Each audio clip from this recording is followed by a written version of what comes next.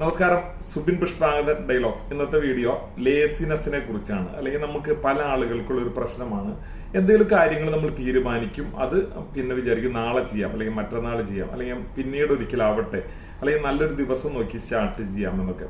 ഈ നീട്ടിവെക്കൽ നമുക്ക് എങ്ങനെ ഒഴിവാക്കാം എന്നതിനെ കുറിച്ചൊക്കെയാണ്. നമ്മൾ പ്രധാനമായിട്ടും പല കാര്യങ്ങൾ കൊണ്ട് നമ്മൾ നീട്ടിവെക്കും. പ്രധാനമായി 6 കാര്യങ്ങളാണ് ഇത് ശരിയാക്കുന്നതിന് വേണ്ടി, അല്ലെങ്കിൽ ഈ നീട്ടിവെക്കൽ അവസാനിപ്പിച്ച് യഥാർത്ഥ രീതിയിൽ ശരിയായ രീതിയിലേക്ക് പോകുന്നതിന് വേണ്ടി ചെയ്യേണ്ടത്. ഒന്നാമത്തെ കാര്യം എന്ന് പറയുന്നത്, നമ്മൾ ഏറ്റവും പ്രധാനമായി ശ്രദ്ധിക്കേണ്ടതും എല്ലാവർക്കും ഉള്ളതായ ഒരു കാര്യമാണ് നീട്ടിവെക്കൽ. അപ്പൊ ഒന്നാമത്, നമ്മൾ എന്ത് കാര്യങ്ങൾ നീട്ടിവെക്കുന്നോ അത് എത്രയും വേഗം ചെയ്യുക എന്നതാണ് ഏറ്റവും പ്രധാനം ശ്രദ്ധിക്കേണ്ട ഒരു കാര്യം. നാളേക്ക് വെക്കുക എന്ന് പറഞ്ഞാൽ നാളെ ആവുമ്പോൾ നമ്മൾ വിചാരിക്കും അടുത്ത നാളെ ആവട്ടെ എന്ന് വിചാരിക്കും, പിന്നെയും വിചാരിക്കും നാളെ ആവട്ടെ, അങ്ങനെ നാളെ എന്ന് പറഞ്ഞ് നീണ്ടു പോകും. അപ്പൊ അതിന് പറയുന്നത്, നമുക്ക് എന്ത് ചെയ്യാൻ കഴിയും അത് ഇന്ന് തന്നെ ചെയ്യുക എന്നുള്ളതാണ് ഏറ്റവും ഇമ്പോർട്ടന്റ് ആയിട്ടുള്ള കാര്യം.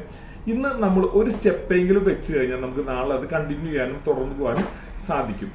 രണ്ടാമത് ശ്രദ്ധിക്കേണ്ട കാര്യം എന്ന് പറയുന്നത്, നമ്മൾ എന്ത് കാര്യങ്ങളായാലും ഹിമാലയൻ ടാസ്ക് പോലെ, നമുക്ക് ജോബ് ആയിക്കോട്ടെ, അല്ലെങ്കിൽ നമ്മൾ എക്സസൈസ് ചെയ്യുന്നതായിക്കോട്ടെ, അല്ലെങ്കിൽ വായനാശീലം തുടങ്ങുന്നതായിക്കോട്ടെ, അല്ലെങ്കിൽ ഡയറ്റിംഗ് ആയിക്കോട്ടെ, എന്തും ആയിക്കോട്ടെ, നമ്മളതൊരു ഹിമാലയൻ ടാസ്ക് പോലെയാണ് നമ്മുടെ മനസ്സിൽ കണ്ടിട്ടുള്ളത്. നമ്മൾ എന്ത് ചെയ്യാം, നമ്മളത് ചെയ്യാൻ ബുദ്ധിമുട്ടാണ്. അപ്പൊ നമ്മൾ എന്ത് ചെയ്യാം, അത് ചെറിയ ചെറിയ ഭാഗങ്ങളാക്കാം. ഉദാഹരണം, ഒരു പുസ്തകം വായിക്കുകയാണെങ്കിൽ നമ്മൾ എന്ത് ചെയ്യാം, ഒരു പുസ്തകം അങ്ങനെ മുഴുവൻ തീർത്തിട്ടേ ഞാൻ എണീക്കുള്ളൂ, അല്ല അങ്ങനെയല്ല, അല്ലെങ്കിൽ മാക്സിമം നമ്മൾ വായിച്ചു തീർക്കുമെന്ന് വിചാരിച്ചിരുന്ന കുറച്ച് ദിവസം ആകുമ്പോഴേക്കും നമ്മൾ മടുക്കും, നമ്മൾ അതിനോട് ചിലപ്പോൾ ഒഴിവായി വരാം. പകരം നമ്മൾ എന്ത് ചെയ്യുക, എല്ലാ ദിവസവും നമ്മളൊരു 10 പേജ് അല്ലെങ്കിൽ 1 മണിക്കൂർ, അല്ലെങ്കിൽ മാക്സിമം പറ്റുകയാണെങ്കിൽ 20 പേജ് അത്രയൊക്കെ നമ്മൾ വായിക്കാം എന്ന് തീരുമാനിച്ചു കഴിഞ്ഞാൽ നമ്മൾ എന്ത് ചെയ്യുക, അതൊരു ശീലമായി പതുക്കനെ പോകും. ഒരു 90 ദിവസമൊക്കെ നമ്മൾ സ്ഥിരം ഈ ഒരു ദിനചര്യ പോലെ നമ്മളത് കണ്ടിന്യൂ ചെയ്യുകയാണെങ്കിൽ നമുക്ക് എന്ത് ചെയ്യാം, നമ്മുടെ ലൈഫിൽ അത് മാറ്റാൻ പറ്റാത്ത പോലത്തെ ഒരു ശീലമായിട്ട് മാറും.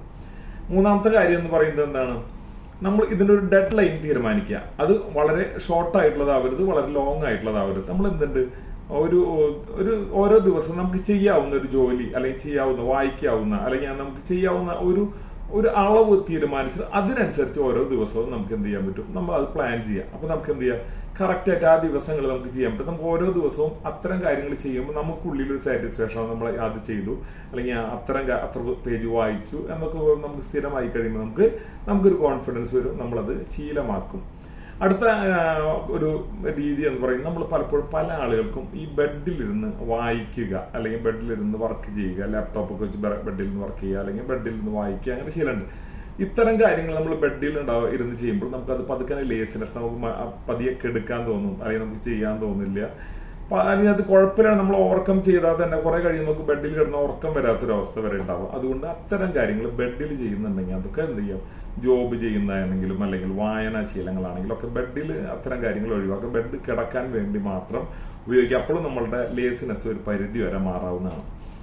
അടുത്ത ഒരു 4ാമത്തെ ഒരു പ്രോബ്ലം എന്ന് പറയുന്നത്, 5ാമത്തെ കാര്യം എന്ന് പറയുന്നത്, നമ്മൾ പലപ്പോഴും നമുക്ക് എന്തുണ്ട്, നമ്മൾ പുലർച്ചെ നേരത്തോടെ എണീക്കാം എന്നൊക്കെ 4 മണിക്ക് എണീക്കാം, അല്ലെങ്കിൽ 5 മണിക്ക് എണീക്കാം എന്നൊക്കെ വിചാരിച്ച് നമ്മൾ അലാറമൊക്കെ സെറ്റ് ചെയ്ത് വെക്കും. 5 മണിക്ക് അലാറം അടിക്കുമ്പോൾ നമ്മൾ എന്ത് ചെയ്യും, പതുക്കനെ ആ അലാറം ഓഫ് ആക്കിയിട്ട് 5 മിനിറ്റ് കൂടി കിടന്നിട്ട് എണീക്കാം എന്ന് വിചാരിച്ച് വീണ്ടും കിടക്കും. ഈ 5 മിനിറ്റ് കൂടി കിടന്നിട്ട് എണീക്കാം എന്ന് വിചാരിച്ച് കിടന്ന് നമ്മൾ എന്തിന് നോർമലി പിന്നെ ഉറങ്ങിപ്പോകും. പിന്നെ നമ്മൾ എണീക്കുക 7 മണിക്കൊക്കെ ആയിരിക്കാം.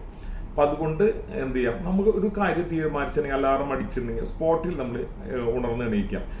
നമ്മൾ പിന്നെ കുറച്ച് ദിവസം നമ്മളത് ശീലമായി കഴിഞ്ഞാൽ നമ്മുടെ ഉള്ളിൽ ഒരു ബയോളജിക്കൽ ക്ലോക്ക് ഉണ്ട്. ഈ ക്ലോക്ക് ഓട്ടോമാറ്റിക് നമ്മൾ 5 മണിയാകുമ്പോൾ ഒരു അലാറവും ആവശ്യമില്ല, നമ്മൾ എന്ത് ചെയ്യും, കറക്റ്റ് 5 മണിയാകുമ്പോൾ നമ്മൾ എണീക്കുക. അപ്പൊ നമ്മൾ ആ കറക്റ്റ് നമ്മൾ പിന്നെ അവിടുന്ന് ബെഡ് വിട്ട് എണീക്കുക എന്നുള്ള ഒറ്റ പ്രോസസ്സ് മാത്രമേ നമ്മൾ ചെയ്യേണ്ടതുള്ളൂ. അതുപോലെ 6ാമത്തെ ഒരു കാര്യം എന്ന് പറയുന്നത്, പല ആളുകൾക്കും നമ്മളെ ജോലിയിൽ നമ്മളത്ര പോരാ, ഞാൻ ചെയ്യുന്നത് ശരിയാവുന്നില്ല എന്നൊക്കെ വരുമ്പോൾ നമുക്ക് പതിയെ ഒരു മടി വരും, ഇല്ലേ? നമ്മൾ ചെയ്യുന്ന വർക്കുകളെ മറ്റാരെങ്കിലും വിമർശിക്കുമ്പോൾ ഒക്കെ എന്തുണ്ട്, നമുക്ക് പിന്നെ പതിവ് ചെയ്താൽ മറ്റുള്ളവർ കുറ്റം പറയും, അല്ലെങ്കിൽ കളിയാക്കും, അല്ലെങ്കിൽ അങ്ങനെ നമ്മൾ പതുക്കനെ അതിൽ നിന്ന് ഒഴിവായി വരും. നമ്മൾ മൊത്തം അത് വേണ്ട, ഒഴിവാവും എന്ന് തോന്നും, ഇല്ലേ?